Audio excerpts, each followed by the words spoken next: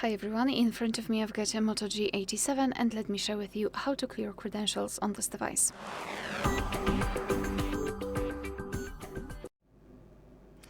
Alright, so let's start with opening the settings, and here we have to scroll and find the option security and privacy.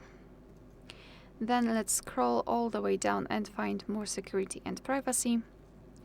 Scroll down again and find encryption credentials and tap on it.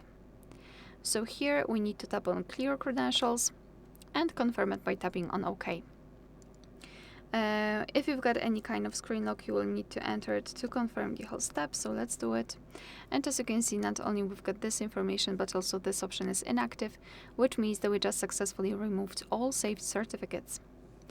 Alright, so that'll be all. Thank you so much for watching. Please hit the subscribe button and leave the thumbs up.